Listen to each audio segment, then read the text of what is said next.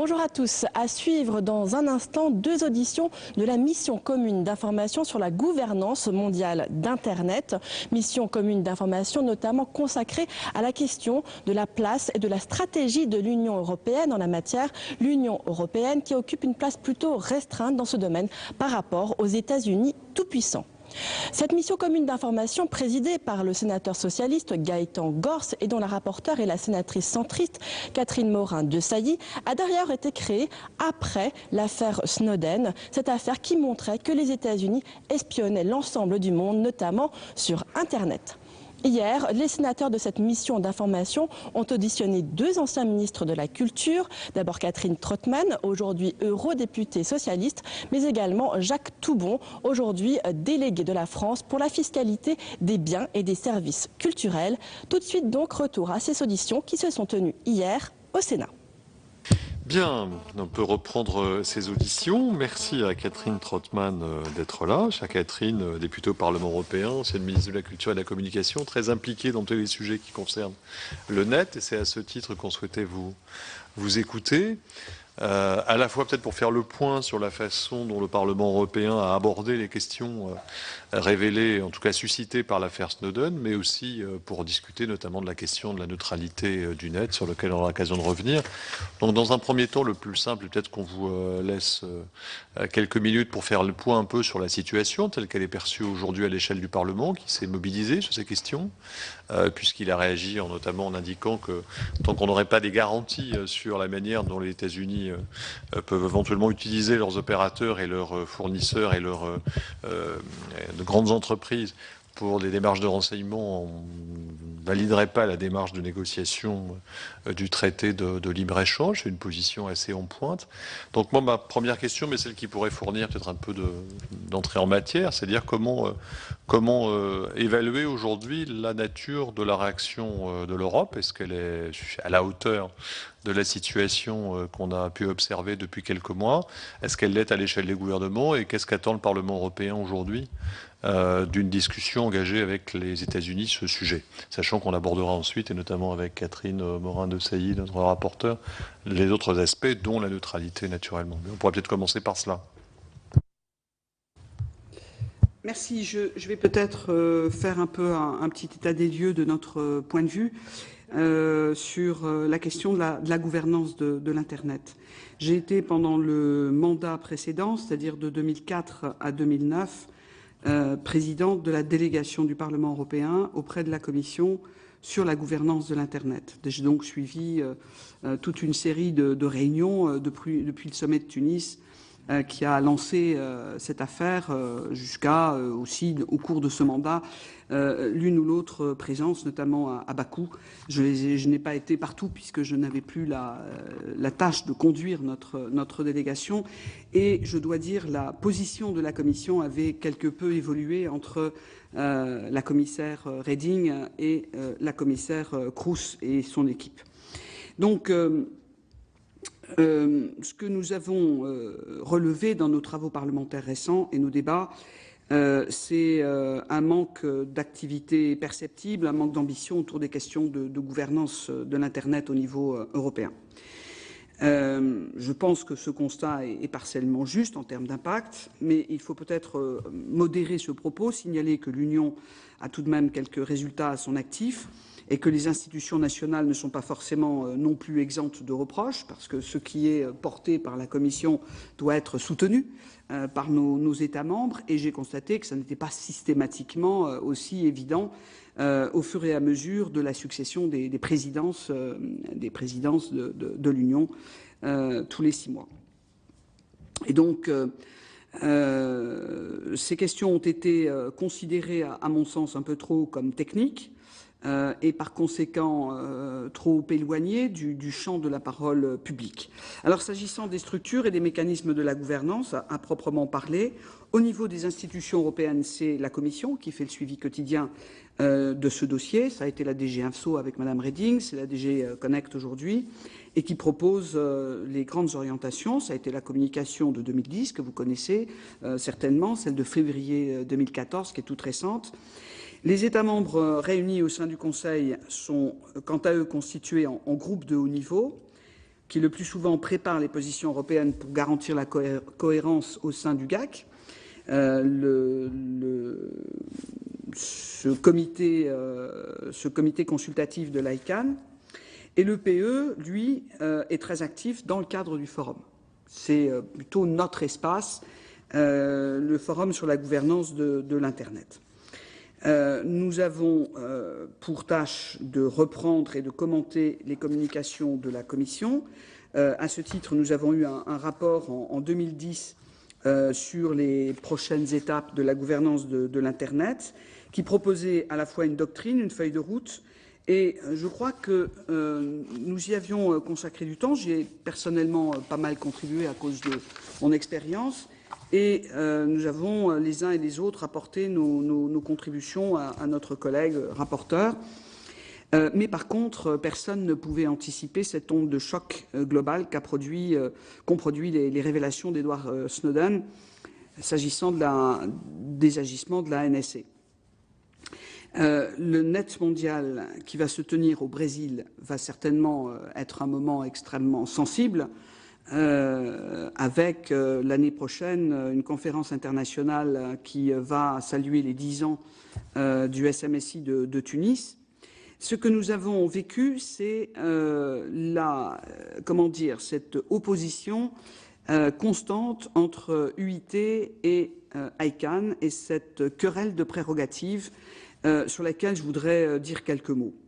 On a perçu les choses comme un peu une guerre de tranchées qui allait être dépassée, qui était au fond assez passéiste, et qu'on pourrait évoluer de manière positive. Force est de constater que ça n'a pas vraiment été le cas.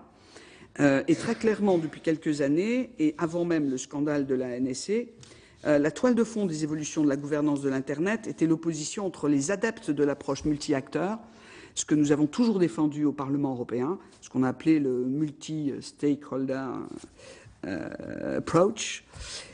Et nous avons eu, de ce point de vue, parfois des divergences, mais en même temps, en général, une convergence sur cette méthode multi-acteurs, et ceux qui étaient les tenants d'un intergouvernementalisme qui passait par les voies, au fond, diplomatiques plus classiques, la Chine, la Russie, l'Iran, l'Arabie saoudite, etc.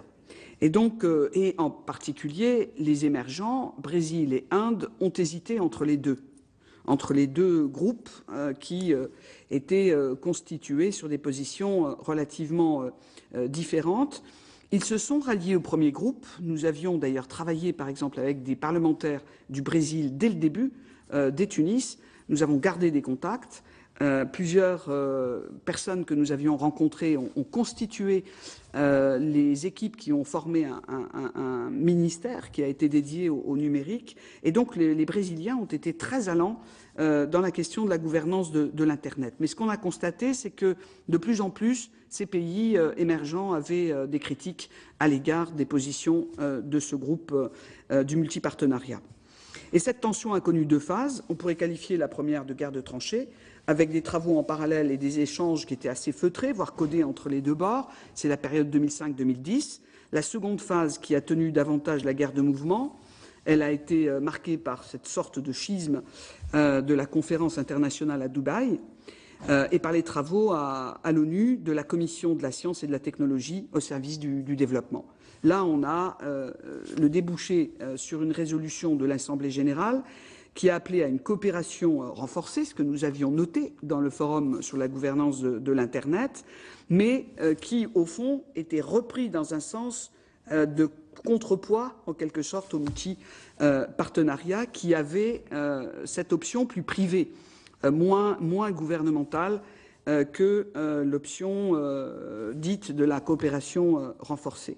On peut dire que cette guerre de mouvement continue avec la déclaration de Montevideo, le lâcher de l'Est des États-Unis sur l'ICANN et les fonctions ANA, et trouve son prolongement dans cette conférence au Brésil du Net mondial. Je pense que ce qu'on peut peut-être constater, c'est que l'Union européenne a peut-être été insuffisamment audible, peut-être insuffisamment créative pour éviter, au fond, cette opposition. Alors, concernant l'ICANN, il y a eu un vrai travail sur l'ICANN et je dois dire que ce soit le Parlement européen ou la Commission, il y a eu énormément de contacts avec les dirigeants successifs de l'ICANN et avec ceux qui présidaient le GAC. Il y a évidemment un problème d'équilibrage entre le board et les autres organes consultatifs, le GAC en particulier. Tel qu'il existe, le GAC est une tentative d'équilibre entre les tenants d'un rôle privilégié pour les États, mais qui s'inscrit aussi dans ce système multi-acteurs privé. Malheureusement, on a constaté que malgré les efforts, les réformes et les transformations, il y avait une sorte de double frustration, celle des autres acteurs, la société civile qui est impliquée dans la gouvernance de l'Internet, qui compte moins dans l'architecture du coup de l'ICANN, et celle des États qui voudraient peser davantage. Donc finalement, ça n'a satisfait personne. Et dans cette tension qui a entouré la mise en place des nouveaux GTLDs, le board s'était au fond assez peu préoccupé des remarques du GAC. Nous avons connu ce pic de tension. Le Parlement européen ne s'est pas prononcé directement, mais a rencontré les responsables de l'ICANN de manière régulière et a suivi le lancement des nouveaux noms de domaines génériques qui a donné lieu à des épisodes douteux, qu'il s'agisse de la Digital Hackery, qui consistait à cliquer à un instant prédéfini de la façon la plus précise possible sur le choix des noms de domaine, ou comme moyen accessoire de départager les propositions de nouveaux GTLD et la définition de l'ordre d'examen. On se souvient du point 20, point wine, qui a été pour nous quand même un peu sensible en tant que Français.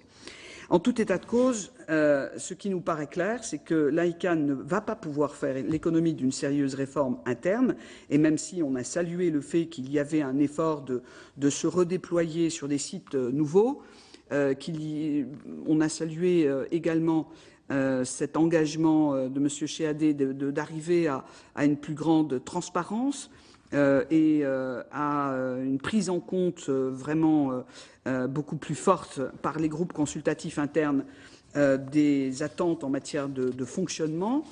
Nous avons tout de même encore un constat sur la nécessité de réformes plus structurelles, qu'il s'agisse du statut juridique de l'organisation, ce qui est un sujet qui est posé depuis le départ, ou de la rupture avec la rupture du cordon ombilical qui relie l'ICANN au département du commerce américain. C'est clair que cette question a été posée depuis le début où il y avait eu une évolution, mais très limitée, dans la conquête d'indépendance de l'ICANN par rapport au département du commerce et le refus des États-Unis de parler de tout ce qui concernait les autres sujets qui apparaissaient comme trop sensibles. On peut dire que les États-Unis ont bougé. La récente période pourrait laisser penser que les États-Unis sont prêts à une plus grande ouverture. Personnellement, je ne suis pas certaine, puisque j'ai connu toutes ces étapes et que j'ai bien vu à quel point, au fond, ce pays continuait de vouloir assurer une certaine forme dite de garantie, mais qu'on peut qualifier d'influence sur le fonctionnement de l'ICANN. Sur le forum, donc, cette affaire n'est évidemment pas terminée.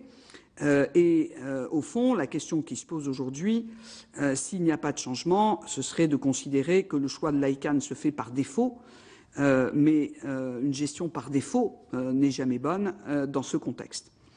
Sur le forum sur la gouvernance de l'Internet, l'action du Parlement européen a été assez engagée, assez forte, même si, en fait, aux yeux de l'ONU, nous sommes, comme parlementaires, membres de la société civile. Nous n'avions aucune existence particulière et donc ça rendait la position de la Commission européenne un peu délicate, puisque l'ONU est une structure d'État et nous accompagnions la Commission. Et donc nous étions doublement, en quelque sorte, doublement spécifiques. À l'époque, l'ambassadeur Nitin Desai avait nourri l'idée que nous pourrions, sur la base du Parlement européen, constituer une alliance de parlementaires nationaux et transnationaux, à savoir européens, pour monter en quelque sorte un groupe, une compétence parlementaire. Pourquoi y avait-il pensé ? Parce qu'il avait constaté que la présence de parlementaires européens dans les forums avait un rôle plutôt conciliant lorsqu'il y avait des positions confrontées. Et donc, ce rôle avait été apprécié, et c'est la raison pour laquelle nous avons toujours été particulièrement bien accueillis, de la même manière que le Conseil de l'Europe et son expérience.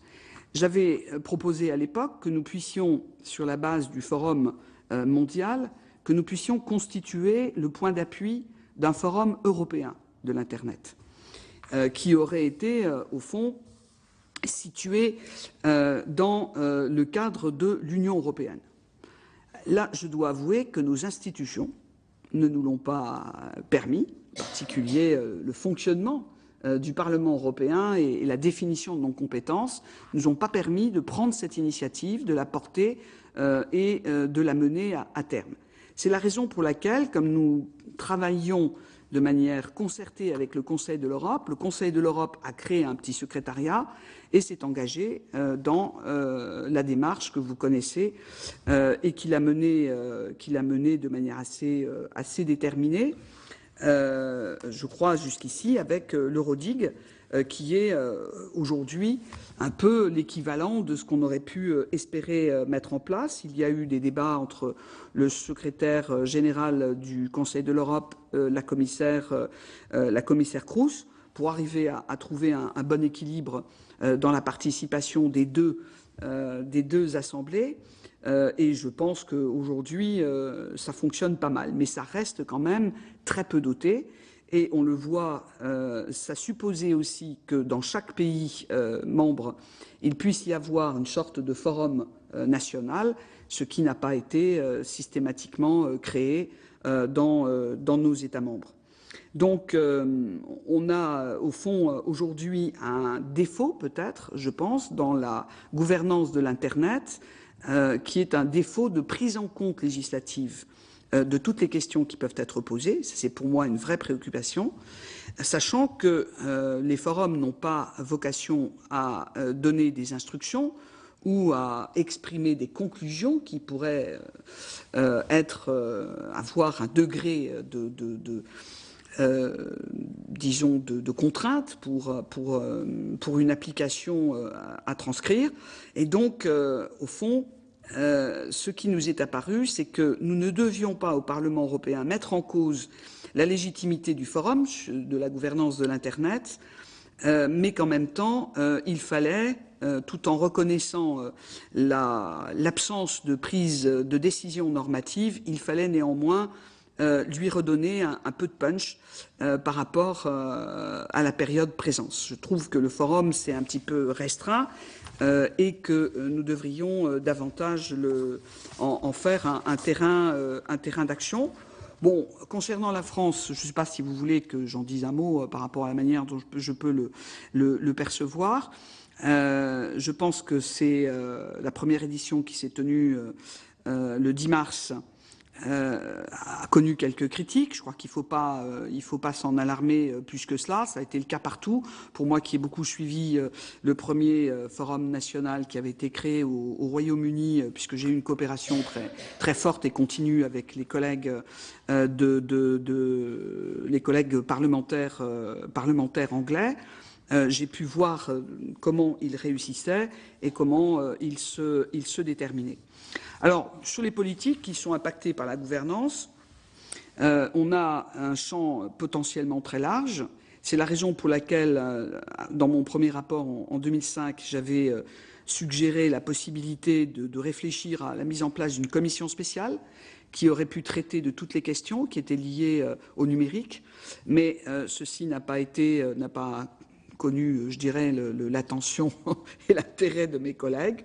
Bon, aujourd'hui, nous sommes dans une querelle entre commissions. Le leadership revient à la commission industrie, puisque c'est l'approche technologique qui a toujours prévalu en matière d'Internet.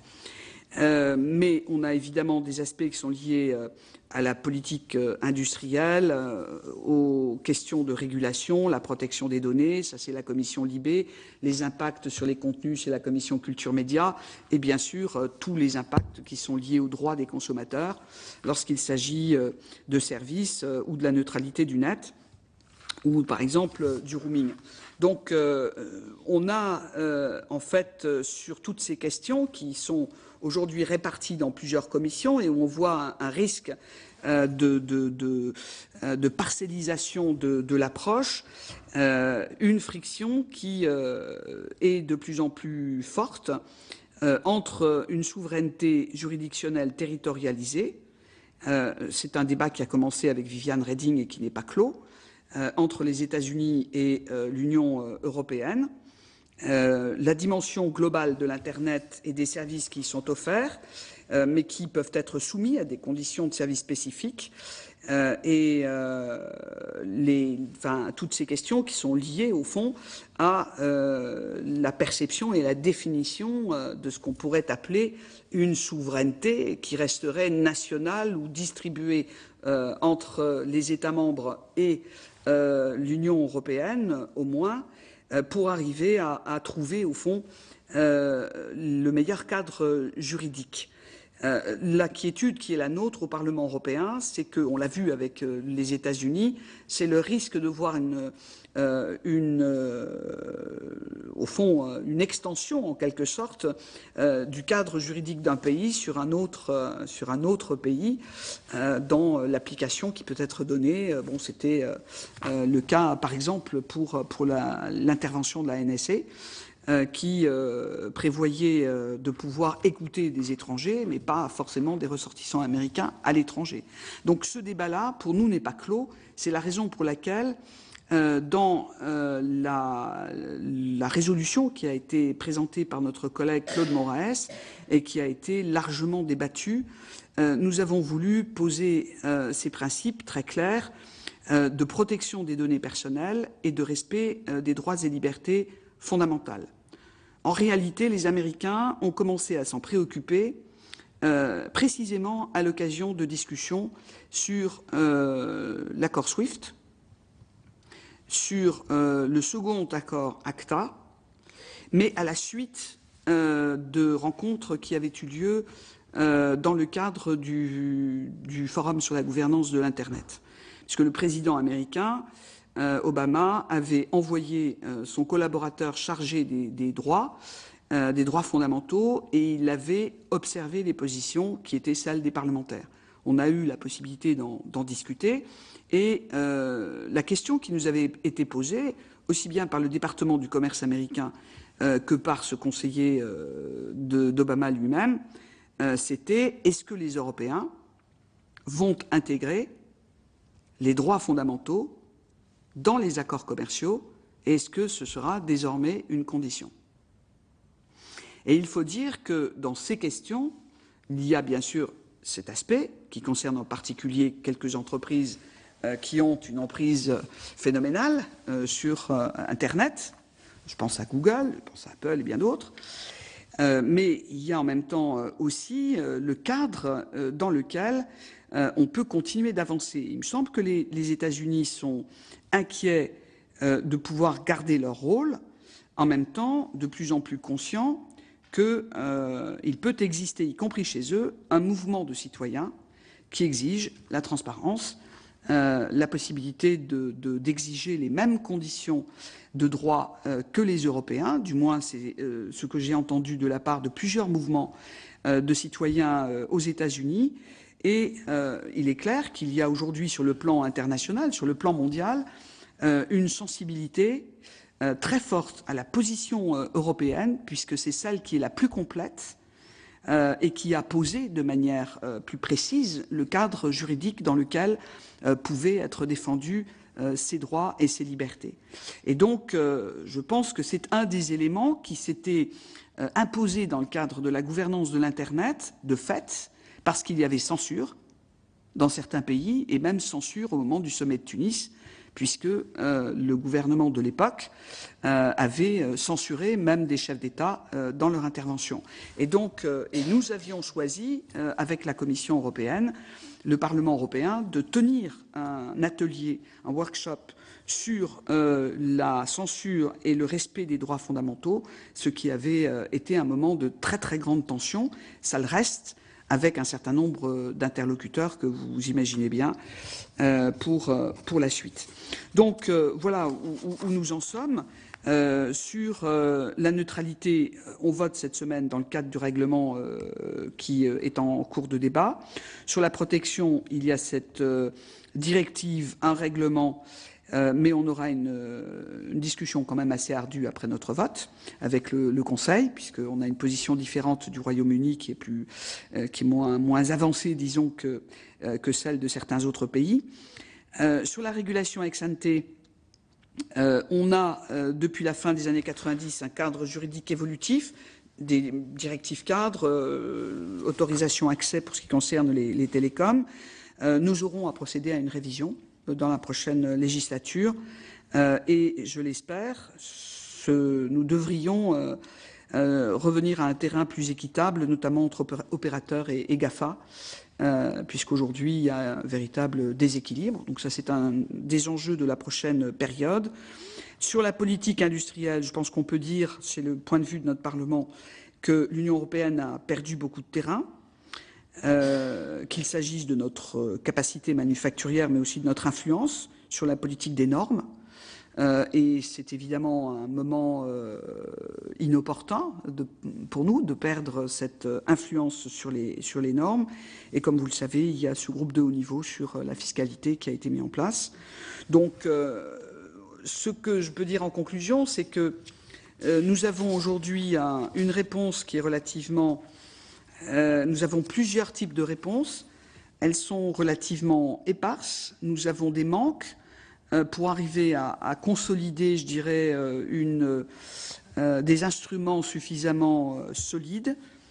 Il n'y a pas eu de révision effective de la directive service universel, qui aurait pu permettre de définir positivement les conditions d'accès, par exemple, à Internet, ce qui aurait été utile, y compris dans les débats qui concernent, je dirais, tout le fonctionnement du système. Et d'autre part, nous n'avons pas non plus revu la directive commerce électronique, ce qui devrait être fait puisque nous avons aujourd'hui des distorsions dans l'interprétation et dans entre les directives et les règlements. Donc je dirais qu'il faut que dans la prochaine législature, nous procédions à une révision méthodologiquement complète, sûre, que nous répondions à toutes les questions, que nous replacions l'ensemble des sujets dans une cohérence intrinsèque, ce qui serait une façon de donner un instrument à la Commission européenne et aux États membres pour pouvoir agir de manière plus efficace sur les questions qui sont liées à la gouvernance de l'Internet. Merci beaucoup. Catherine. Très bien, je reste sur la conclusion que vous avez formulée parce que c'était une des préconisations du rapport que nous avions fait au nom de notre commission des affaires européennes. Donc on constate, c'est heureux pour le Sénat qu'on se rejoint sur le diagnostic. J'aurais quelques questions complémentaires. Vous avez évoqué la résolution européenne qui vient d'être adoptée. Qui entendait adresser donc une demande formelle au Conseil européen pour intégrer un habeas corpus numérique qui protège donc nos droits fondamentaux. Est-ce à dire que notre charte européenne des droits fondamentaux ne serait pas aujourd'hui un texte suffisant pour pouvoir garantir cette protection de ces droits à l'ère numérique? En fait, ce que nous avons vécu déjà dans le précédent débat, c'est qu'on avait des problèmes de définition. Et d'ailleurs, on a eu des échanges et des discussions assez abondantes, puisque, au fond, les Européens écrivent le droit. Le Conseil de l'Europe l'a fait. Bon, il y a eu des propositions de Bill of Rights, qui étaient, au fond, des chartes des droits numériques. on se casse un peu les dents hein, sur l'écriture de charte de ce type, mais c'était extrêmement important. Il faut passer à un exercice d'écriture et de vérification. Pourquoi? Parce que lorsque nous avons eu le débat, lors de la révision précédente du paquet télécom, la concomitance de l'adoption en France de la loi Hadopi avait provoqué beaucoup de remous dans nos propres débats. Et la France avait voulu, à l'époque de la présidence française, en quelque sorte sanctionner positivement une loi qui n'était pas en débat sous l'angle d'un texte européen soumis à notre Parlement. On était dans une révision d'un paquet législatif qui concernait les télécommunications et non pas le téléchargement. Mais les choses, comme vous vous souvenez, se sont emballées sur l'amendement 138 et la question était de pouvoir procéder à des sanctions après une procédure préalable. Préalable était le mot qui a provoqué le report sur la législature suivante, début 2009, de l'ensemble de ce paquet, puisque certains le refusaient, d'autres le voulaient, et il a fallu aboutir. Entre-temps, ce que nous avons pu faire, c'est intégrer la référence à ce texte, c'est-à-dire un texte qui concernait au fond des techniques et un fonctionnement administratif, technologique, juridique du secteur des télécommunications. Nous y avons intégré une première définition de la neutralité du net, notamment en affirmant la liberté de choix de l'utilisateur final, mais en même temps la référence à la Convention européenne des droits de l'homme. Nous l'avons fait pour parvenir à une prise en compte le plus en amont possible de la Charte des droits fondamentaux de la Convention, plutôt que de dire que Internet était un droit fondamental, ce que certains disaient. Être connecté est un droit, et on peut le qualifier de quasi-droit fondamental, mais une technique ou une technologie ne peut pas être comparée à un droit. Donc il fallait clarifier les choses. Donc c'est plus, je dirais, l'expression de l'application des droits fondamentaux au secteur du numérique qui doit être intégrée en référence dans nos textes aujourd'hui. Ce qui nous anime dans la période présente. Par rapport à la protection des données personnelles, ça c'est directive et règlement, nous avons eu des approches différentes, en particulier sur le degré de protection et sur la liberté d'usage, sur la possibilité de transférer les données. C'est toute la problématique du cloud, qui a été fortement traitée aussi dans la gouvernance de l'Internet. Et donc, il est clair que nous ne pouvons pas simplement considérer que la formulation des droits fondamentaux d'aujourd'hui suffisent à définir les droits que nous voulons défendre dans le cadre d'Internet. C'est la raison pour laquelle on y procède, mais qu'on a un peu de mal, parce que c'est dur de légiférer dans ce domaine-là. Et donc, nous avons un débat dans la période sur la définition de la neutralité du net, sur la gestion du trafic, sur ce qu'on peut appeler un Internet ouvert. Qu'est-ce que c'est qu'un Internet ouvert, Open Internet, et comment définir les services spécialisés. Je ne dis pas qu'à l'issue de la première lecture du paquet Crous actuel, on aura résolu tous les problèmes. Parce que plus on creuse, plus on se rend compte que c'est difficile. Mais si on veut réformer correctement le droit des contrats et avoir une application correcte par les régulateurs, on est obligé évidemment d'avancer. On ne peut pas uniquement tout définir par la négative. Il faut qu'on puisse aussi écrire positivement ce que nous voulons proposer comme garantie sur les libertés, sur l'accès, sur la liberté de choix, sur la protection des données personnelles. Je Je vous remercie. Peut-être avant que vous puissiez nous exposer quelle est votre vision de la neutralité du net, parce que je crois savoir que vous travaillez intensément sur ces sujets également. Pour rebondir sur la protection des données personnelles que vous venez d'évoquer à travers le projet de règlement intérieur, pourriez-vous nous donner votre point de vue, votre appréciation des divergences, des points de divergence entre le Conseil et le Parlement qui freinent l'adoption du texte? Vous avez évoqué un travail aussi que vous menez avec nos homologues britanniques. Nous avons eu l'opportunité de rencontrer nos homologues allemands, mais un autre point de vue nous semble utile. Il me semble utile de connaître un autre point de vue pour éclairer aussi notre compréhension du sujet. Quel est le jeu aussi du lobbying venant d'outre-Atlantique qui freine l'adoption de ce règlement? On aurait pu penser qu'au lendemain de l'affaire Snowden, au contraire, il y aurait eu une volonté d'accélérer l'adoption du règlement.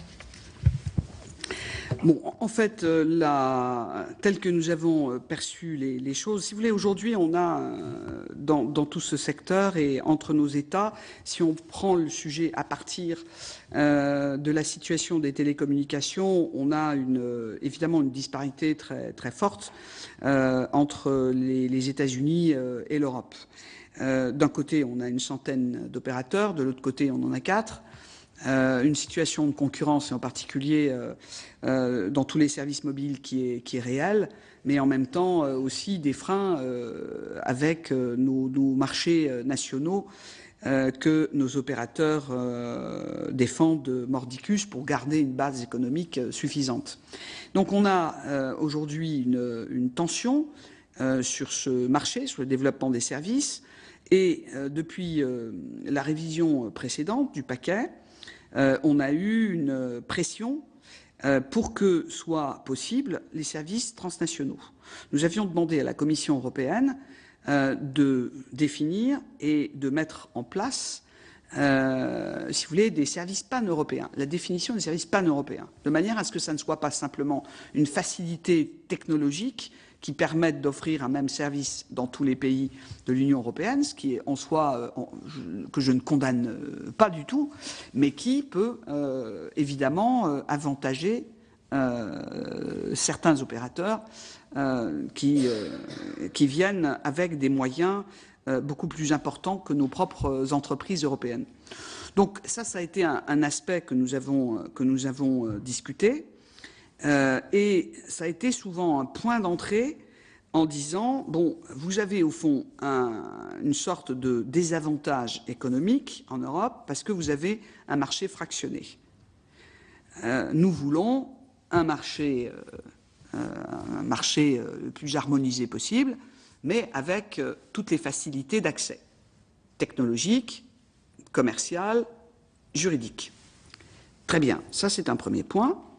Virgule, nous voulons avoir accès aux données.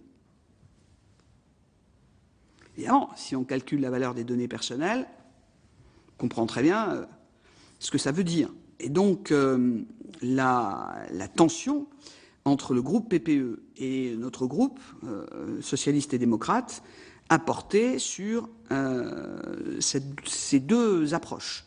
De la même manière, sur la neutralité du net aujourd'hui, on a une approche plus business friendly, si je peux le dire en anglais, du côté du PPE, et plus citizen friendly du côté des socialistes et démocrates, des libéraux, des Verts et de la GUE. Donc, on s'est clairement divisé sur la vision, sur l'approche des développements en matière d'Internet, entre ceux qui considèrent qu'il faut le moins réguler et le moins administrer, et donc introduire le moins possible de définitions qui pourraient avoir un caractère général et public, et ceux qui considèrent que si on parle d'accès à Internet pour tous, il faut bien parler d'intérêt public, ou d'espace public, ou de quasi-service public, comme l'a défini le Conseil de l'Europe. Donc on est, si vous voulez, on retrouve d'ailleurs, peut-être de manière différente, et là à fond renversé, le débat que j'évoquais à propos de l'ICANN et de l'approche ITU, une approche plus proche des États et une approche plus proche des opérateurs et des acteurs privés. Là, en l'occurrence, pour nous, au Parlement, on a plutôt une approche multipartenariale, mais avec un cadre. Et c'est là-dessus que nous avons cette différence.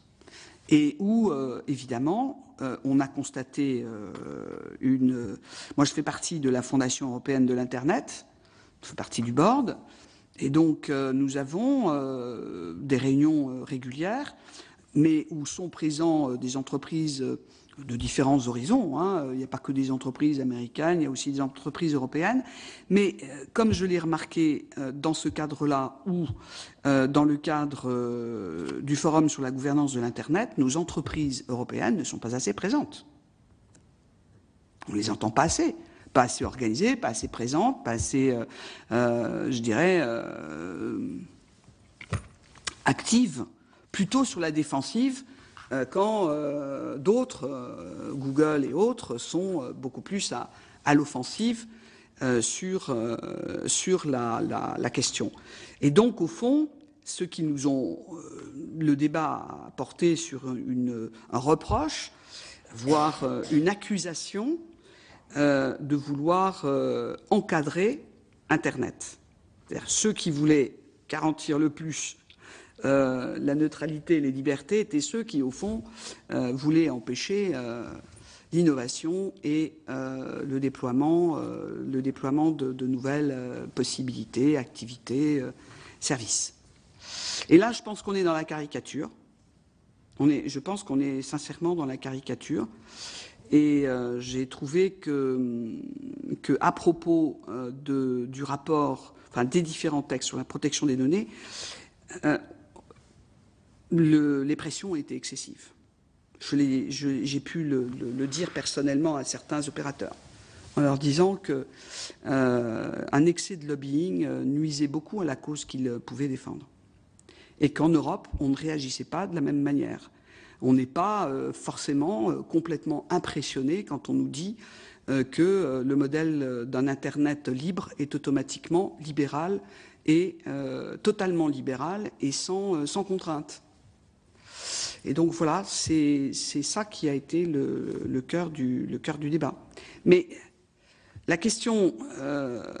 alors, forcément, la NSC a provoqué une prise de conscience chez les collègues, parce qu'on était en train de discuter sur la cybersécurité, et donc de toutes les questions qui pouvaient être liées aux questions de défense, de risque, de criminalité, etc.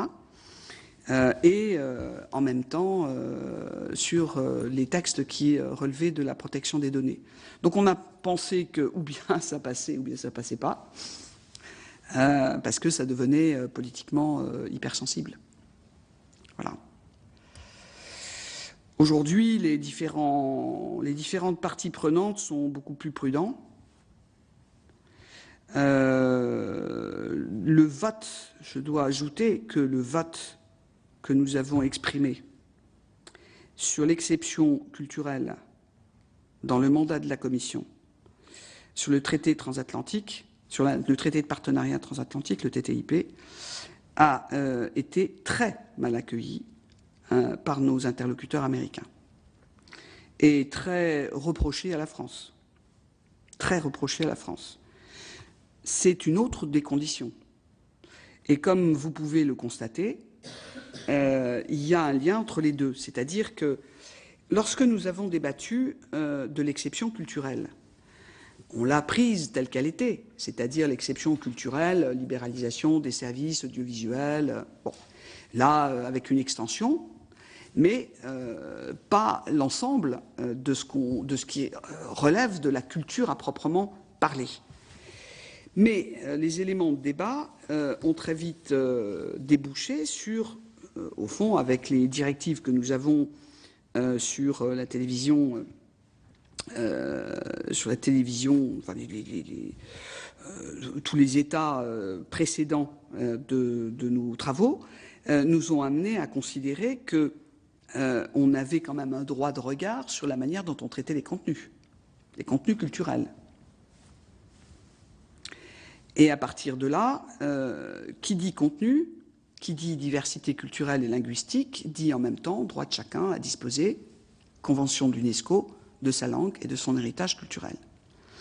Et le scandale de la NSC a fait prendre conscience qu'entre ce qui était le choix d'accès aux services que l'on souhaite à un Internet ouvert qui n'était pas contraignant sur les contenus, posait autrement la même question que celle que nous avions posée sur l'exception culturelle. Et dans mon groupe, par exemple, le vote a été emporté sur ces deux points. C'est-à-dire qu'il y a trois facteurs qui comptent. Un, le risque concernant l'exercice des libertés personnelles. Deux, ce qui a trait aux données privées. Mettons tout ça dans le même paquet. Deux, les contenus. Trois, le risque d'espionnage économique. Que les Allemands, par exemple, ont fortement soulevé par rapport à la possibilité, au moment du débat sur SWIFT. Donc, notre Parlement a connecté l'ensemble de ces débats. Nous avons voté non sur SWIFT. Nous avons voté non sur le traité ACTA. C'est là que nos amis américains se sont rendus compte qu'on existait, que le Congrès américain s'est dit, bon sang, Parlement européen a la possibilité de dire non à un accord international. Oui, on ne va pas mal l'utiliser, mais on a dit à quelles conditions on allait l'utiliser. Donc on a un double cliquet aujourd'hui, qui est très important par rapport à notre conception. Et ce double cliquet a été particulièrement observé par nos interlocuteurs, et pas seulement américains, par les Chinois aussi. Parce qu'à partir du moment où, parallèlement, nous mettons dans les conditions qui portent sur les accords commerciaux internationaux des clauses sur ce qu'on appelle nos clauses de sauvegarde environnementale et sociale, mais que ces clauses portent aussi sur des aspects culturels ou de liberté, de droits fondamentaux, là, on tient une position qui est une position évidemment forte et particulière. Donc je pense que la position de la France face à ces questions est une position très importante. On a vu que la France était beaucoup plus allante dans les conditions du TTIP, à la fois sur l'origine géographique et sur d'autres sujets qui n'ont pas trait à Internet. Mais les conditions qui étaient posées sur l'exception culturelle ont immédiatement été entendues par nos interlocuteurs comme une remise en cause des entreprises, des géants du net. Et donc une attitude offensive par rapport à la protection des données. J'avais une toute dernière question sur le Safe Harbor. Oui. Qu'est-ce qui pourrait remplacer aujourd'hui le Safe Harbor pour garantir justement la protection des données des étrangers qui peuvent être aujourd'hui transférés? Qu'est-ce qui pourrait remplacer le Safe Harbor pour garantir de manière effective la protection des données personnelles des Européens qui sont transférés? Bon, ce que nous nous sommes employés à définir, c'est plus cette référence au Safe Harbor et aux conditions dans lesquelles ça pouvait fonctionner. Est-ce que je peux vous renvoyer la question? Est-ce que nous n'avons pas été assez précis dans les textes que nous avons établis dans votre lecture, ou est-ce que vous attendiez plus du Parlement européen, ou est-ce que je comprends mal votre question? On aurait voulu être éclairé davantage, en tout cas entendre de votre bouche votre point de vue sur la question, comment remettre de l'équilibre entre en fait les Américains et nous sur ces questions.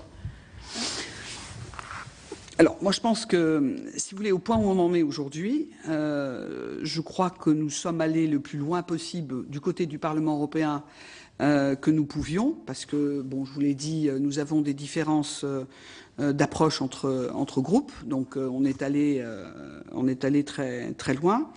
En ce qui concerne le safe harbor et la protection,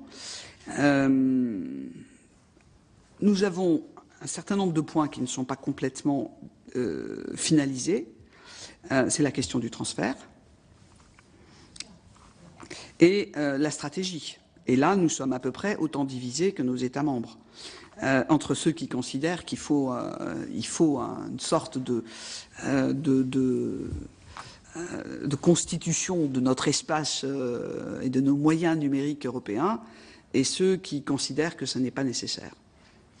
Et donc, alors, je pense qu'on a dépassé ce qui a été évoqué au début, par exemple avec l'exemple de Los Angeles, qui avait pris une décision en disant toutes les données qui concernent ma population, je veux pouvoir les gérer et assurer qu'elles restent dans l'aire géographique de la commune.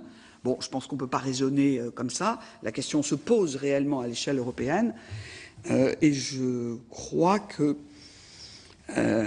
dans la progression de la réflexion à ce sujet, on serait assez tenté, me semble-t-il, de défendre la position qui permettrait à l'Europe de prendre une initiative dans ce domaine, pour pouvoir garantir effectivement la sécurité et la protection des données des ressortissants européens. Écoutez, je vous remercie beaucoup pour vos propos extrêmement complets. Nous sommes très heureux de pouvoir auditionner une députée européenne de renom dans nos travaux depuis quelques mois, en tout cas ceux qui ont débuté la Commission européenne. Justement, ce qui nous a un petit peu manqué, c'est peut-être un peu plus de contact avec nos homologues européens, mais c'est à nous aussi, parlements nationaux, de faire bien sûr la démarche et des contacts aussi avec les députés européens des États membres, parce qu'on veut un petit peu sentir quelle est aussi leur appréciation des sujets, si on partage le même diagnostic et on se pose les mêmes questions avec forcément les mêmes préoccupations. En tout cas, merci beaucoup. Merci beaucoup. En tout cas, moi j'ai lu avec évidemment beaucoup d'intérêt et je me réjouis de voir le résultat de ces auditions parce que je pense que c'est extrêmement précieux aussi pour nous. Et si vous le souhaitez, nous aurons certainement dans la prochaine période à connaître des étapes de travail sur la révision de nos textes. Je proposerai que vous-même, votre collègue, puisse également être entendu par les groupes qui travailleront, parce que nous ne sommes pas si nombreux à suivre ces questions. Et ça, c'est un vrai problème que nous avons, c'est un problème de culture. Et là, nous sommes un petit groupe de députés européens qui suivons le sujet depuis un certain temps, et qui donc connaissons les limites dans lesquelles nous travaillons, mais aussi les enjeux stratégiques. Nous allons établir nos priorités pour la prochaine commission. N'hésitez pas à nous dire ce que vous considérez comme important, parce qu'on peut aussi se faire l'écho de ce qu'attendent nos États membres, bien entendu. Et donc, moi, je vais travailler là-dessus avec mes collègues et je vous invite on utilisera vos travaux intensément pour le cahier des charges de la prochaine commission. Vous avez raison, je crois qu'on a tout à gagner à travailler entre députés nationaux et députés européens sur l'ensemble des sujets. D'ailleurs, mais peut-être sur celui-ci encore plus particulier, parce qu'il est éminemment stratégique et que nous sommes trop peu, comme vous l'avez évoqué. C'est la même chose au Parlement français et au Sénat, à travailler sur ces sujets. Mais cette mission d'information qui regroupe 33 parlementaires a justement pour visée d'entraîner l'ensemble des collègues sur ces sujets qui sont incontournables. Voilà. En tout cas, merci infiniment. Bien, Monsieur le ministre, tout d'abord, je voulais vous souhaiter la bienvenue au Sénat.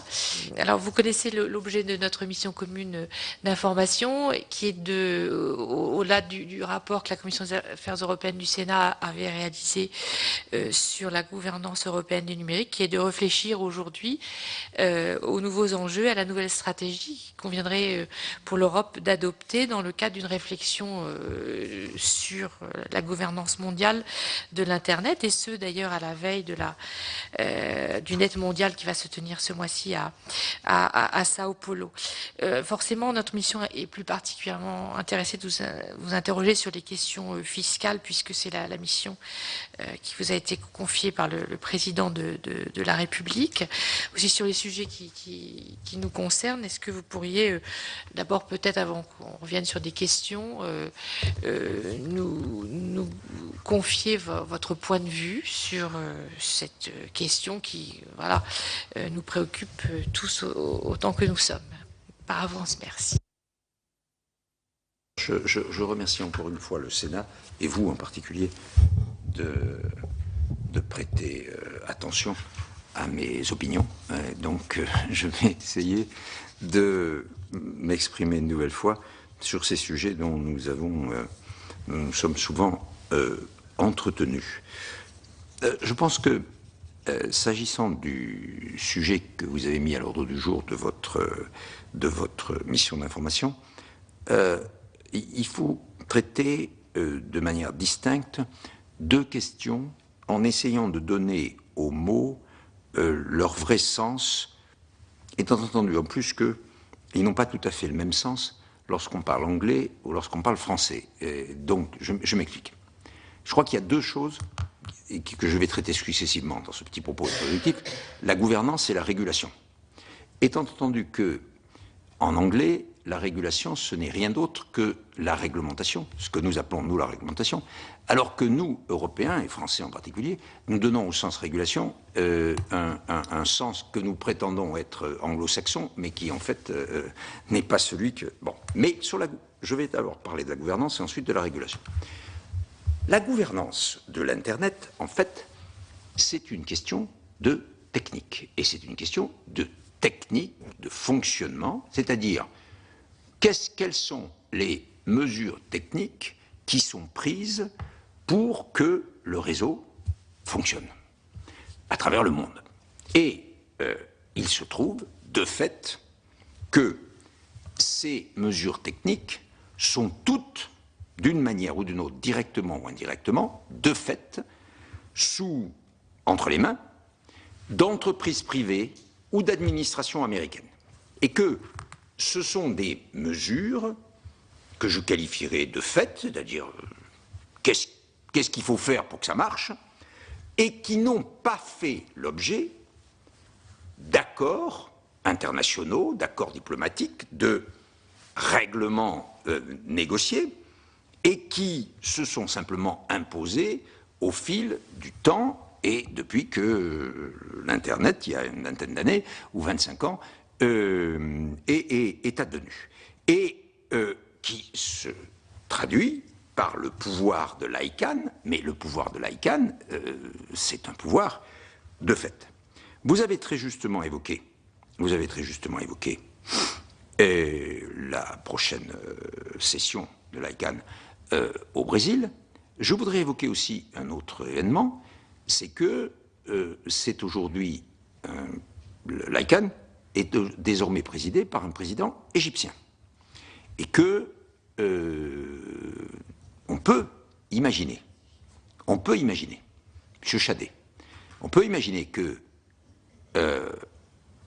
la présidence égyptienne et, je l'espère, les positions européennes permettront, au moment où il y a beaucoup d'interrogations sur la gouvernance de l'Internet, y compris aux États-Unis, permettront de passer en quelque sorte de cette situation de mesures techniques à une situation où, de manière négociée, et donc naturellement plus équilibrée qu'aujourd'hui, il serait tenu compte des positions et des intérêts de tous à travers un accord international.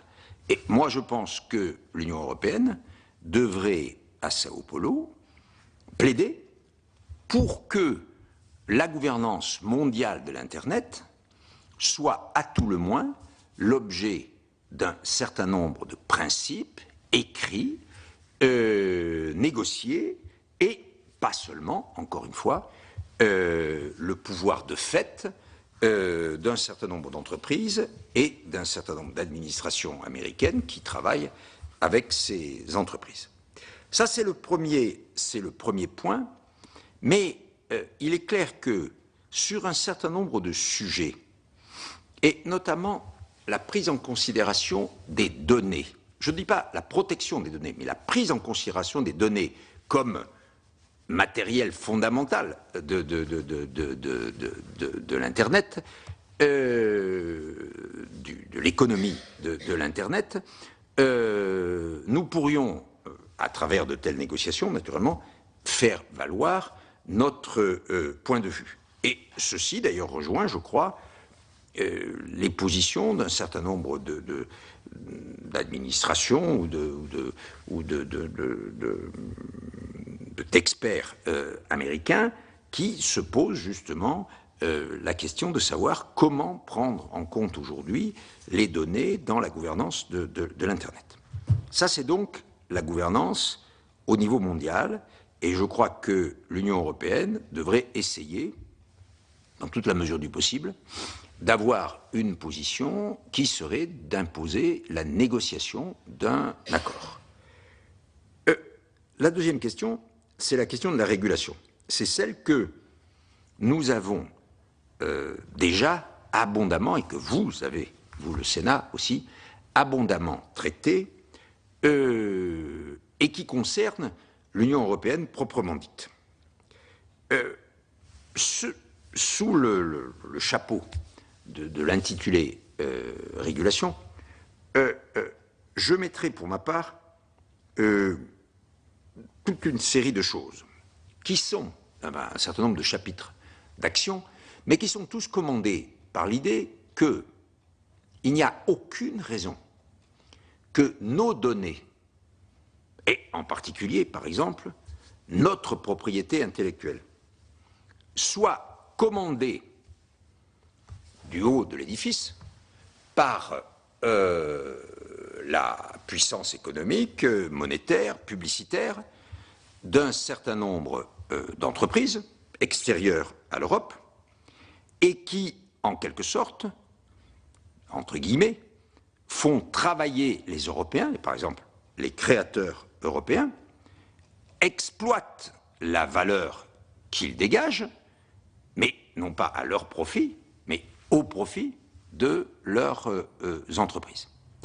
Et ce que nous devons rechercher par la régulation, c'est que d'une manière ou d'une autre, s'institue un équilibre entre ceux qui, incontestablement, détiennent les savoirs, les logiciels par exemple, les produits, les terminaux et la puissance financière, et ceux qui, comme nous les Européens, n'ont pas encore réussi à faire émerger, je vais en parler, une industrie importante et compétitive, mais qui sommes, d'une part, en tant que clients, en tant que consommateurs, et surtout en tant que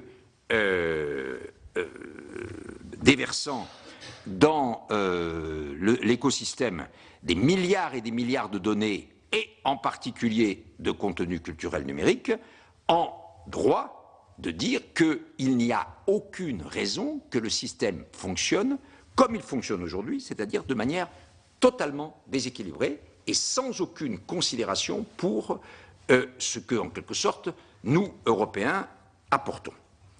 Il y a d'abord des considérations qui sont de caractère juridique, je ne vais pas épiloguer, mais chacun sait très bien qu'il y a un débat actuel concernant les données. Alors nous l'avons pris sous la forme de la protection des données, mais ce débat va au-delà de la protection, naturellement, mais nous l'avons pris sous forme de comment est-ce qu'on modifie la directive de 95 sur la protection de la vie privée. Mais je pense qu'il faut considérer naturellement les données de manière plus large. L'autre élément juridique qui est extrêmement important et qui demande, à mon avis, à être réformé, c'est naturellement le droit de la concurrence. Le droit de la concurrence aujourd'hui est appliqué dans ce domaine dans l'Union européenne par ceux qui mettent en œuvre la politique de concurrence en tant que compétence exclusive, c'est-à-dire la Commission, de manière tout à fait déséquilibrée, c'est-à-dire en gros systématiquement au profit de ces entreprises dont je parlais tout à l'heure et au détriment des acteurs européens et en particulier des ayants droit des contenus culturels numériques. Le deuxième aspect des choses qui mérite d'être pris en considération dans cette politique de régulation de l'Internet au plan européen, c'est naturellement, Madame la Présidente vous en avez parlé, c'est la fiscalité. Alors là-dessus, vous le savez tous, il y a deux grandes questions qui se posent. Est-ce que l'Union européenne est capable d'avoir une position sur la fiscalité des sociétés multinationales, disons, over the top, qui, en tout cas, toutes, qu'elles soient d'ailleurs dans la production physique ou qu'elles soient dans l'industrie numérique, optimisent la fiscalisation et l'imposition de leurs bénéfices, de leurs revenus. Est-ce que, dans les négociations engagées actuellement au sein de l'OCDE, au sein du G20, nous sommes capables de distinguer une position européenne et de la faire prévaloir? Et deuxièmement, est-ce que nous sommes décidés ou capables de mettre en place éventuellement, et notamment en attendant le temps très très long qui va s'écouler avant que les conventions de l'OCDE ne soient modifiées, un propre système européen, et qui pourrait être, si j'ose dire, une imposition pragmatique permettant d'assurer un prélèvement équitable, je dirais, sur ces sociétés lorsque, naturellement sur les revenus qu'elles tirent des consommateurs de l'Union européenne, que ce soit par exemple des revenus publicitaires ou des droits ou des abonnements, toutes les formules qui font que ces entreprises aujourd'hui ont une activité considérable dans l'Union européenne et ne versent au Trésor européen que très peu d'impôts, mais comme vous le savez tous, c'est exactement la même chose aussi vis-à-vis du Trésor américain. C'est même la raison pour laquelle, pour une fois, le gouvernement américain et l'Europe sont sur la même ligne dans la négociation, dans la renégociation des conventions de l'OCDE. Mais je crois qu'il serait très important que nous nous mettions d'accord pour les 4-5 ans intermédiaires, sur notre propre système. Et c'est là où, peut-être, on pourrait tenter d'expérimenter des formules comme celles qui ont été imaginées à travers le rapport Colin-Colin et qui consisteraient à prélever sur les données, puisque c'est en tout cas quelque chose qui nous appartient, en tout cas jusqu'à preuve du contraire, ou plus exactement, il faudrait arriver à démontrer que vraiment ça nous appartient et que ça n'a pas été totalement capturé, si j'ose dire, par le système. L'autre aspect de la fiscalité, naturellement, c'est la fiscalité indirecte, sur laquelle le chantier qui a été ouvert, c'est le chantier de la TVA, à la fois la technique d'imposition de la TVA et le taux de la TVA. Sur les techniques d'imposition, c'est-à-dire sur l'harmonisation, on est aujourd'hui à la veille d'une réforme très importante, c'est la mise en œuvre à partir du 1er janvier 2015 de ce qu'on appelle le régime définitif de la TVA et qui permettra pour tous ces services d'appliquer le régime de TVA, la TVA, du pays où le service est consommé et non plus du pays où le service ou le prestataire de service est installé, ce qui était la règle dans ce qu'on appelait le régime transitoire et dérogatoire de la TVA. Vous savez tous, je ne le précise pas plus, que pour le Luxembourg, qui était le grand bénéficiaire de ce régime transitoire, en fait, il y a une transition supplémentaire, c'est que la nouvelle règle ne s'appliquera pas complètement au 1er janvier 2015, mais ne s'appliquera complètement qu'au 1er janvier 2019, puisque pendant 4 ans, c'est progressivement que les recettes actuellement tirées par le budget luxembourgeois de cette TVA seront effectivement perçues par l'État dans lequel le service est consommé, 25, enfin, plus exactement 75, 50, 25 et puis 0. Mais la mise en place de ce système, plus tout ce qui a été prévu dans le règlement, les guichets, tout ça, c'est une réforme incontestablement positive et en tout cas qui est très pertinente pour ce qui concerne le numérique.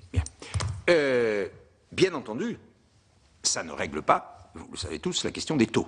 Donc, maintenant, il s'agit de savoir l'état dans lequel le service est consommé, quel taux peut-il appliquer? Et là, on retrouve donc la problématique sur laquelle je ne vais pas être très long parce que je m'en suis déjà souvent expliqué, vous la connaissez parfaitement, c'est est-ce que pour favoriser l'émergence de services numériques européens, et en particulier de ceux qui distribuent des contenus culturels numériques, j'emploie toujours contenu culturel numérique parce que c'est comme ça que c'est écrit dans tous les règlements et en particulier dans tous les textes en anglais, mais pour moi, le véritable mot, c'est œuvre de l'esprit. Alors, je peux, pour le Sénat français, parler de l'esprit, mais si je m'applique à la réglementation telle qu'elle est, je parle de cultural content, naturellement. Et donc, nous avons là-dessus un point dur, enfin, un point où le laser s'est posé, c'est celui du livre en ligne, mais en fait, c'est une question beaucoup plus générale. Est-ce que nous sommes capables de revenir sur l'erreur historique que nous avons faite en 2000? L'erreur historique que nous avons faite en 2000, c'est que contrairement aux Américains qui, en 1998, ont décidé de mettre en place des systèmes fiscaux favorisant les services électroniques, nous avons décidé en 2000, dans la directive, avec la directive sur le commerce électronique, d'imposer ces services systématiquement au taux normal, c'est-à-dire au taux maximum, de la TVA. Et ça veut dire que, en gros, depuis 15 ans, nous avons créé un véritable fossé de compétitivité entre les entreprises américaines et les éventuelles ou existantes entreprises européennes. Et Dieu sait si nous n'avions pas besoin de ça, puisque par ailleurs, ces entreprises américaines bénéficient de 2 données, situations qui, elles, sont incontournables et auxquelles, bien entendu, on ne peut rien faire. C'est d'une part un marché de 350 millions de consommateurs directs, immédiats, et d'autre part, une industrie et un système de recherche qui est celui qui, en gros, produit encore à l'heure actuelle 80 à 90% de tous les contenus, les logiciels, les nouveaux produits qui sont mis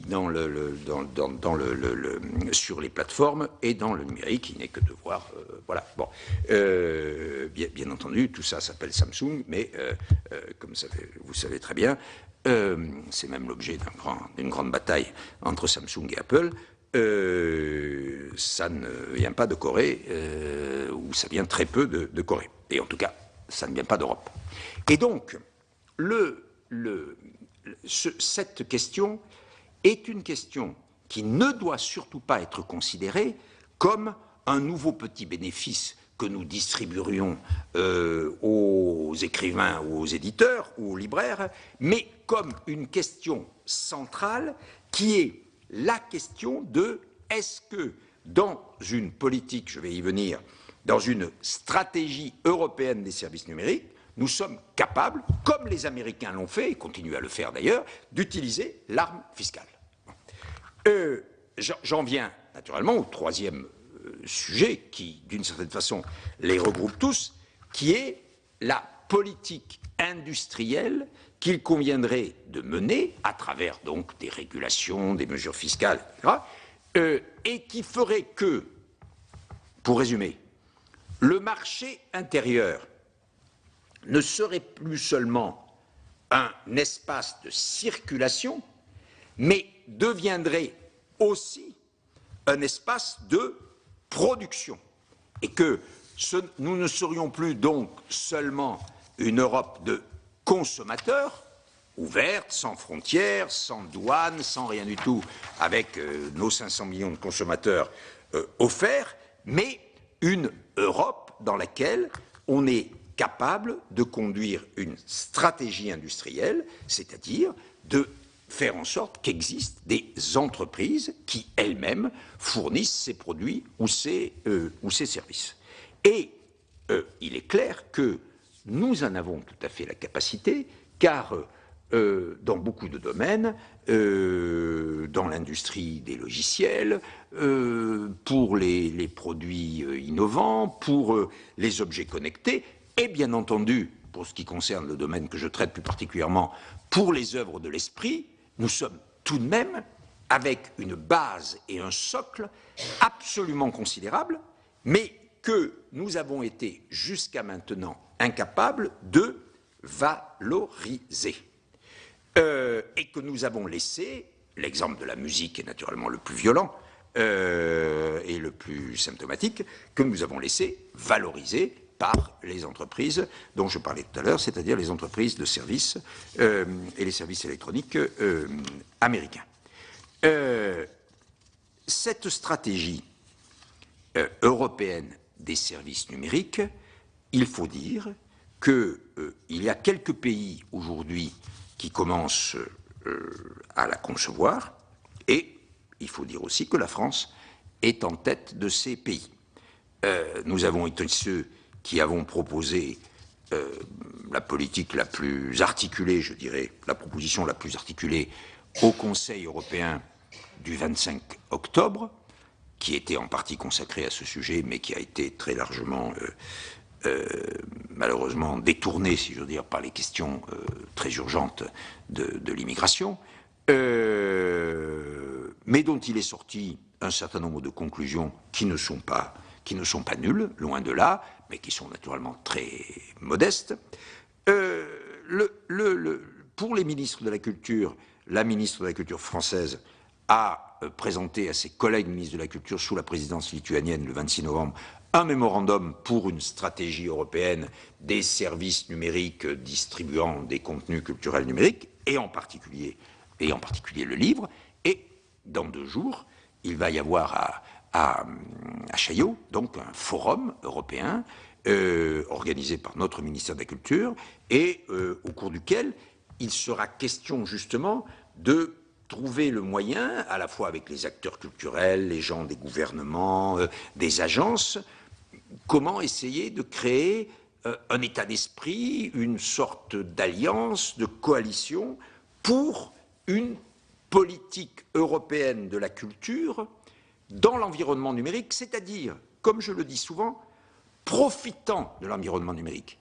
C'est vrai que l'attachement aux identités, le poids des histoires, et, parlons en particulier de la France, le poids des politiques culturelles nationales fait que la culture a été, depuis l'origine, soigneusement écartée de la sphère communautaire. Et que, dans les traités aujourd'hui, on peut conduire quelques actions d'appui, et notamment quelques programmes comme celui qui est mis en œuvre actuellement et qui s'appelle Europe créative, et dont le principal est le programme Média. Mais il n'y a pas de compétences de l'Union européenne et même pas de compétences partagées. Pour ma part, et dépassant, si j'ose dire, la question du numérique, je pense que le numérique, les services de distribution numérique des œuvres de l'esprit, étant nécessairement transfrontières, par définition transfrontières, ils nous conduisent à élaborer une réponse qui est une réponse européenne, et même, peut-être, sous certains aspects, une réponse communautaire. Et c'est pour ça que, pour ma part, et sans attendre naturellement qu'on modifie un jour de nouveau les traités et que, par exemple, on crée une compétence partagée dans certains domaines culturels entre la Commission et les États, entre l'Union européenne et les États membres. Je pense qu'on pourrait essayer de conduire, notamment sous forme de coopération renforcée, des actions auxquelles seraient associés 7, 8, 10, 12 États membres. Et de ce point de vue, le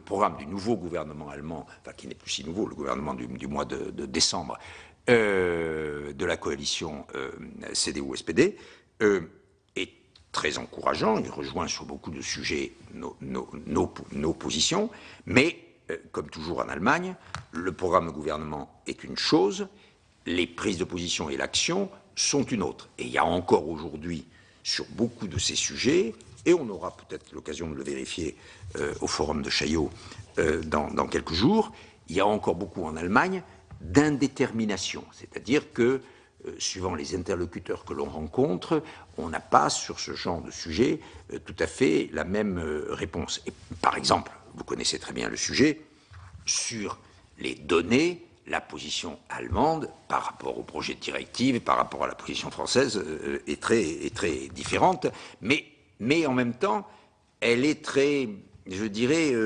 indécise. Et donc, le partenariat avec l'Allemagne, qui est essentiel dans toutes ces affaires, est difficile à mettre en place. Et à plus forte raison, bien entendu, une sorte de coalition et d'alliance d'un certain nombre d'États membres pour faire une coopération renforcée dans ce domaine. Car c'est la dernière chose que je dirais.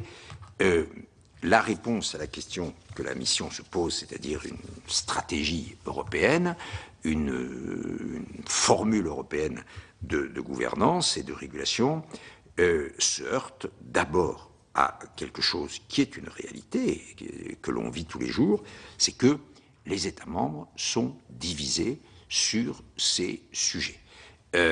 Entre ceux qui n'ont pas d'opinion et qui pensent que moins on en parle, mieux on se porte, et qu'il suffit de consommer ce que les services d'outre-mer nous donnent de meilleur et au moindre prix.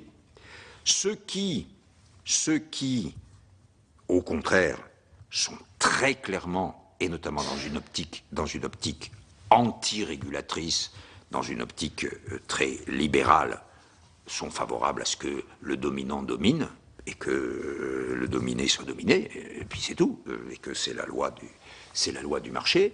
Et puis une troisième catégorie de pays, naturellement qui est menée par la France, avec à de plus ou moins grand degré des gouvernements, des États qui sont impliqués, notamment pour ce qui est des œuvres de l'esprit, mais pas seulement pour ce qui est des œuvres de l'esprit, qui sont impliqués dans l'idée que une identité nationale et une identité européenne, qui est nécessaire dans ce domaine puisqu'on est transfrontière, serait nécessaire. Alors, ça veut dire la France, ça veut dire l'Espagne, ça veut dire l'Italie, ça veut dire la Belgique, ça veut dire d'une certaine façon la Suède, ça veut dire les Pays-Bas à certains égards, et puis l'Allemagne, en tout cas, si on met en œuvre le contrat de coalition signé le 17 décembre. Voilà.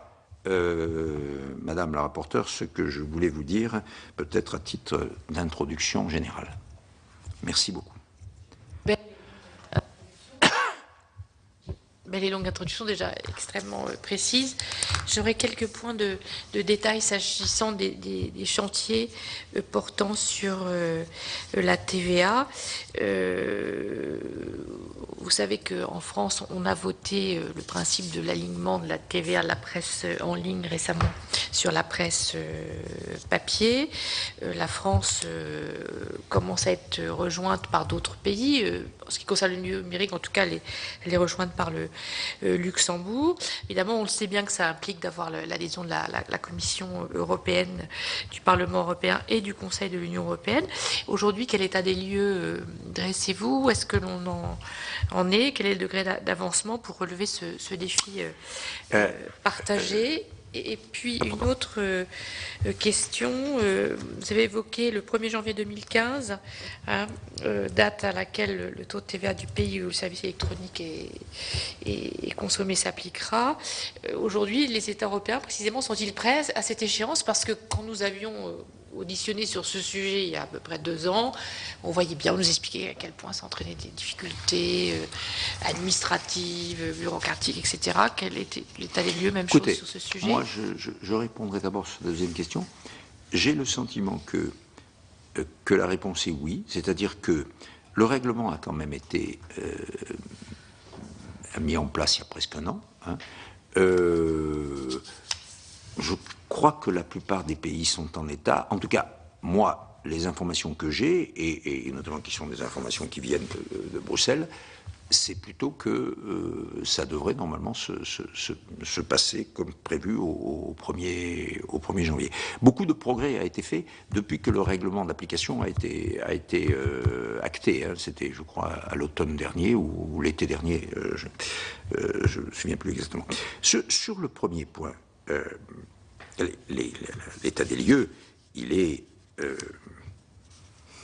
suivant qu'on voit le verre à moitié vide ou le verre à moitié plein, préoccupant ou inspirant. C'est-à-dire que, premièrement, la Commission, on en est sûr maintenant, ne prendra pas position sur ce sujet avant sa mort prochaine, l'actuelle Commission. Bien. Faute de vouloir affronter, je dirais, le débat. Elle ne présentera pas de proposition, naturellement. Elle ne présentera pas d'étude d'impact. Elle dispose naturellement de tous les éléments pour le faire, mais le commissaire en charge, appuyé d'ailleurs par le président de la Commission, a décidé que ça n'était pas politiquement opportun de le faire maintenant. Donc, c'est un sujet où la prochaine Commission et le prochain Parlement vont avoir, d'une certaine façon, non pas tout à faire, car ça fait 3 ans que le dossier a été constitué, mais vont avoir à se déterminer, fin de l'année ou début de l'autre, qu'est-ce que la Commission fait sur ce sujet.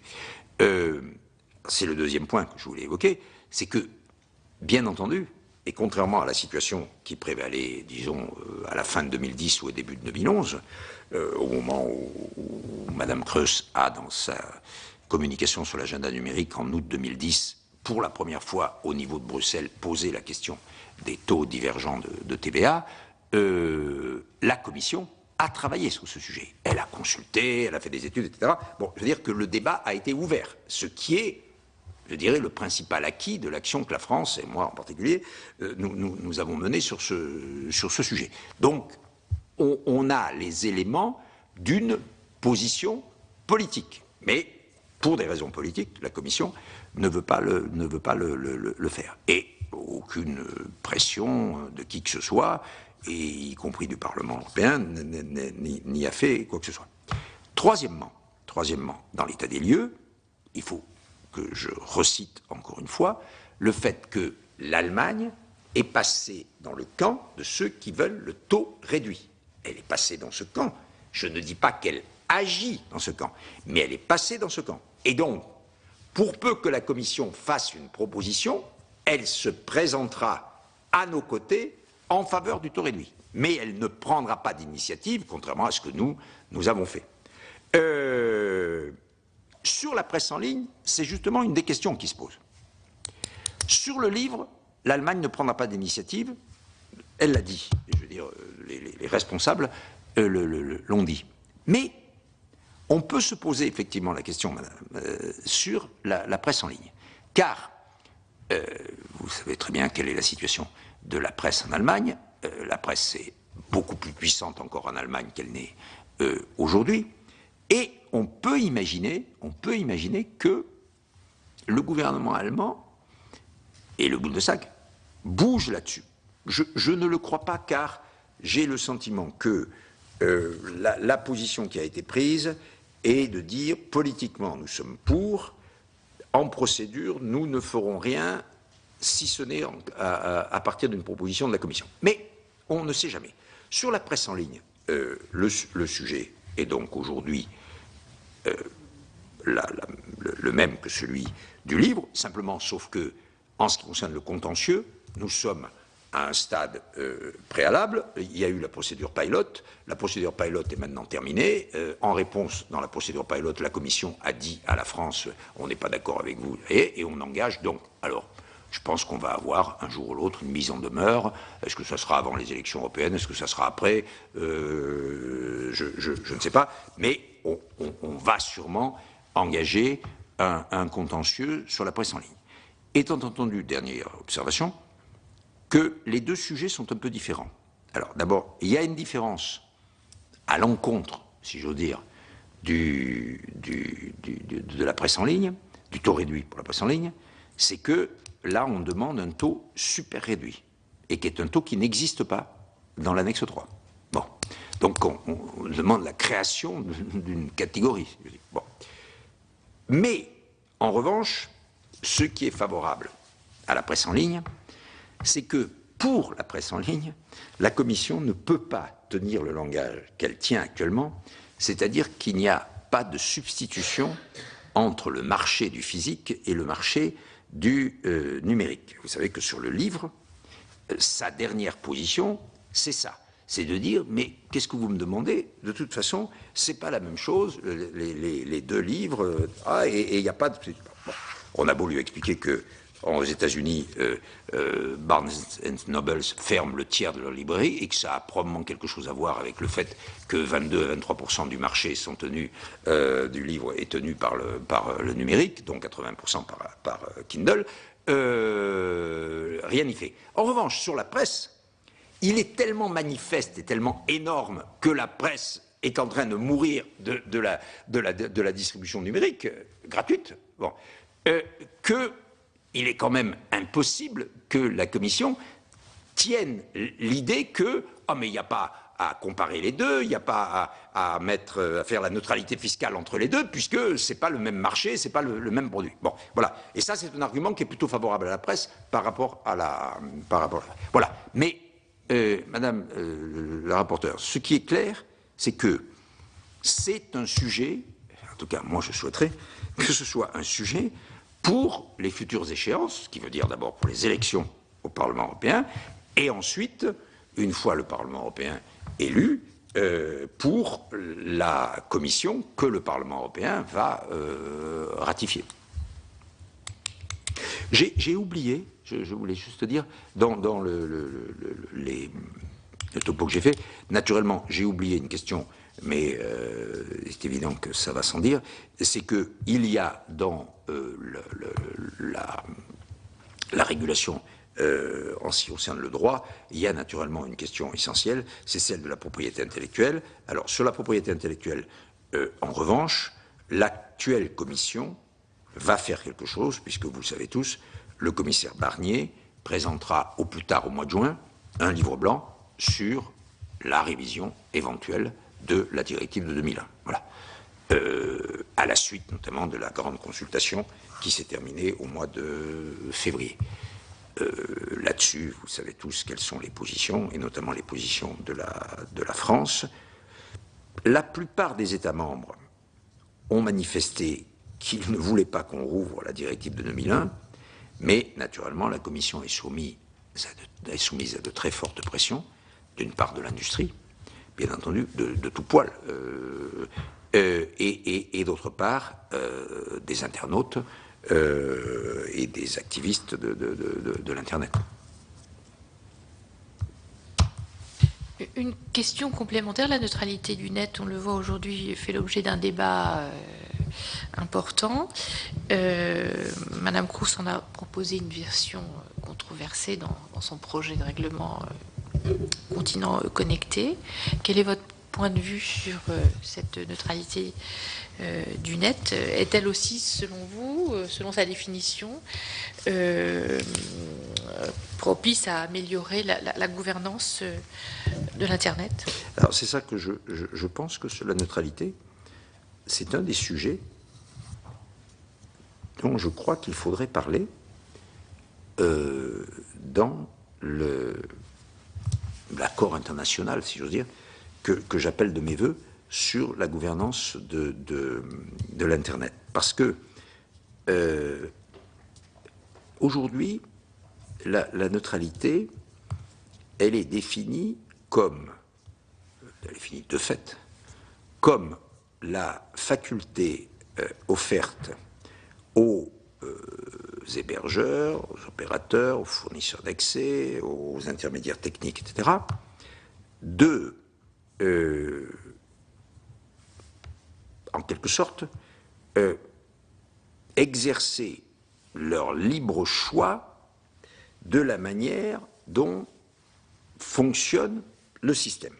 Alors, il y a des partisans de la neutralité pour lesquels neutralité signifie possibilité d'intervenir. C'est certains opérateurs téléphoniques, par exemple, qui veulent réguler les débits. C'est un peu la conception de Madame Creus sur certains points. Et puis, il y en a d'autres pour lesquels neutralité signifie au contraire totale liberté. C'est naturellement le point de vue aussi des activistes de l'Internet. Mais c'est un mot, c'est un concept totalement valise qui devrait justement faire l'objet d'une définition. Naturellement, ma définition à moi, elle comporte, à mon point de vue, elle comporte la capacité d'intervenir et pas seulement parce qu'il faut empêcher les contenus pédopornographiques, criminels ou autres. Je pense que dans le cadre d'un accord international sur la gouvernance de l'Internet, il faut simplement tenir compte du fait que ce système technique ne peut pas fonctionner comme s'il ne comportait pas un certain nombre de contraintes. Et toute la question est de savoir qui détient la capacité de mettre en œuvre ou d'aménager ces contraintes. La question de la neutralité, en fait, c'est la question du pouvoir. Ceux qui sont, d'un côté, les activistes de l'Internet, de l'autre côté, certaines compagnies, telles que, par exemple, Google, sont partisans d'une neutralité qui est une totale liberté, parce que c'est, chacun de leur point de vue, ce qui les arrange. En revanche, il y a des intermédiaires techniques ou des opérateurs qui, eux, naturellement, gèrent, par exemple, le trafic et qui sont favorables, d'une manière ou d'une autre, à ce qu'on ait la possibilité d'intervenir. Mais toute la question est de savoir quel est le règlement, et donc en l'occurrence l'accord international qui le prévoit, et quel est celui qui, si je peux prendre une image un peu sommaire, a la main sur le robinet. Aujourd'hui, la neutralité du net, c'est comment dirais-je, le concours, c'est les Jeux Olympiques de l'hypocrisie. C'est-à-dire que rien n'est plus aujourd'hui un concept manipulé, chacun en fonction de ses intérêts, que la neutralité du net. Voilà. Et si on veut qu'on sorte de cette ambiguïté qui, à mon avis, est néfaste pour tout le monde, y compris pour les internautes d'abord, il faut qu'on s'entende sur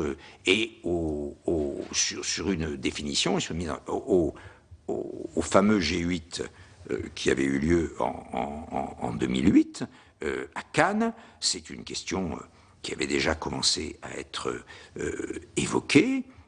Les Américains l'avaient en quelque sorte écartée, mais je ne suis pas sûr que 6 ans après, la question n'est pas suffisamment mûrie pour que, justement, dans les conditions que je disais tout à l'heure, elle ne soit de nouveau évoquée. Mais il ne faut pas non plus, quand on veut définir une certaine neutralité et prendre un certain nombre de mesures dans le cadre de cette neutralité, des mesures d'intervention, disons, qu'on donne le sentiment que on parle ou on légifère uniquement en fonction de certains intérêts. Et c'est probablement, vous l'avez dit tout à l'heure, la raison pour laquelle les propositions de Nelly Creus sont aujourd'hui controversées, parce qu'elles apparaissent comme trop unilatérale, je dirais, d'une certaine façon. D'où, je crois, la formule d'essayer de se mettre d'accord sur un cadre négocié. Mais vous savez très bien que, comme je le disais dès le début, nous sommes dans un système où les accords diplomatiques sont totalement dépassés, puisque les puissances en cause ne sont pas des États, ne sont pas des organisations internationales, ce sont de grandes entreprises, de grands groupes. Donc il faut arriver à mettre à la table un ensemble de pouvoirs publics, étatiques et de pouvoirs privés, économiques, pour essayer de leur faire décider une telle régulation, une telle réglementation. C'est extrêmement difficile, car aujourd'hui, ceux qui détiennent le pouvoir privé bénéficient incontestablement de la situation actuelle. Et je dirais que, d'une certaine façon, qu'est-ce qui pourrait les obliger et qu'est-ce qui pourrait les pousser à venir à la table de négociation, toujours en 2008, quand il y avait eu, avant le G8 de Cannes, quand il y avait eu les grandes réunions qui s'étaient déroulées ici à Paris, aux Tuileries, les propos qui avaient été tenus à l'époque par M. Schmitt au nom de Google étaient tout à fait clairs à cet égard.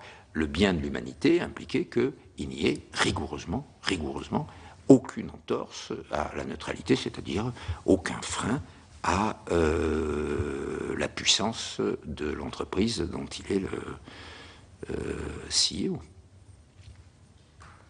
Bien, merci beaucoup, Monsieur le Ministre, de vous être rendu disponible pour partager le résultat de vos travaux et de vos observations qui nous alimentent très utilement pour notre mission commune d'information. En tout cas, je pense que c'est très important que ça soit que ça soit dans le débat européen. Hein, c'est ça qui me paraît. Voilà. Et je ne suis pas sûr que ça y sera. En dehors du procès-verbal, je dirais que j'ai peur qu'on parle beaucoup plus de Lampedusa que de la neutralité du net. Voilà. Mais nécessité fait loi. Voilà. Merci beaucoup.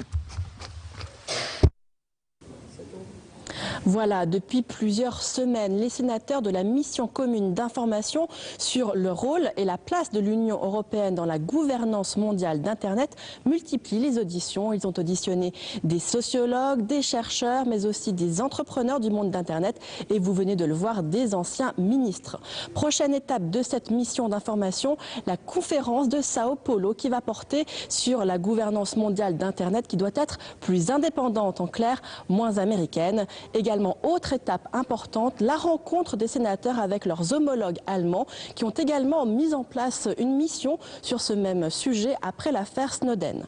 Vous pouvez bien sûr toujours voir et revoir toutes les auditions sur notre site publicsénat.fr. Prochain rendez-vous de l'actualité parlementaire, 19h pour 24h Sénat, présenté par Delphine Girard. Très bonne fin de journée sur les chaînes parlementaires.